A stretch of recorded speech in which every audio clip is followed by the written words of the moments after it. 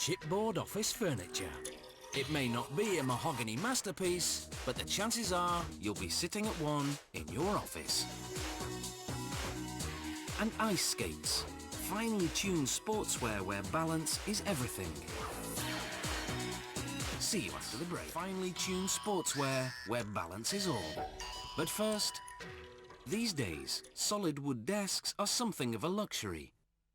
Our desks are more likely to be made of pressed wood, such as chipboard, an inexpensive alternative made from timber byproducts.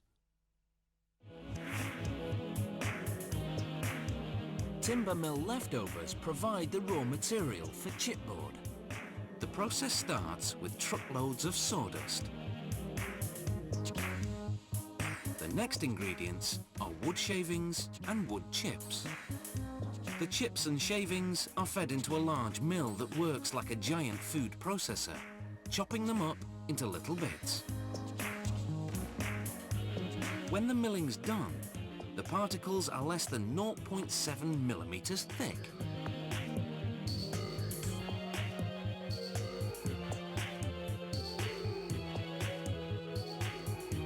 To take out any excess moisture, the particles are put into giant dryers for 25 minutes, whose combustion chambers are fueled by leftover dust from the chopping mill.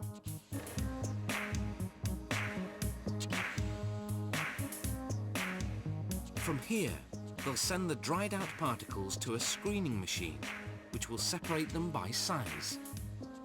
Pieces too big are fed through the mill again. Larger particles go into the rougher core layer of the chipboard. Smaller pieces into the smoother surface layer. Meanwhile, resin, water, wax and chemical hardeners are mixed to create glue. Machines mix that glue with the particles, then push out a long continuous mat. A cold compressor forces the air out of the mat. Then a hot press activates the glue and forces it all together. Next, a saw cuts the continuous mat into large sheets called masterboards. They're still hot from the hot press, so they're put aside to cool for about half an hour. Once the masterboards are cool, they're sanded.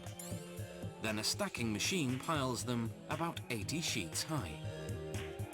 A saw then cuts them into smaller, more manageable sizes to be sent off for construction. At the furniture factory, the first step is to laminate the panels with a decorative covering. First, a spreader covers the board surface with glue. Then another machine sticks on a 1.5 meter strip of decorative paper fortified with resin, varnish and other chemicals.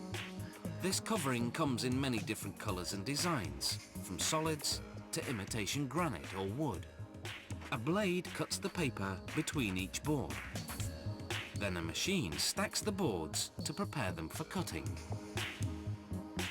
The saw cuts through 6 to 8 boards at a time, depending on their thickness. The next step is to cover the edges of the board. A strip made of PVC plastic is glued, then trimmed for a neat finish.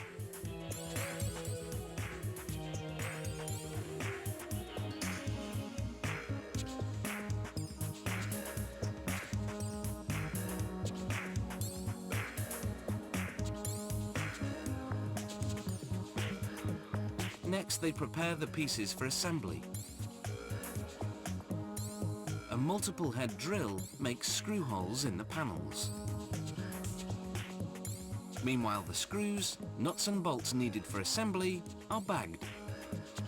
There's a separate bin for each screw, nut, bolt and connector. The machines count out the exact number required for each piece of furniture.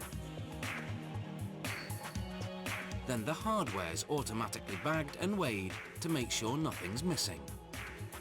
Every so often, a worker assembles a sample to make sure everything fits together properly. If it does, production continues and they can proceed to packaging.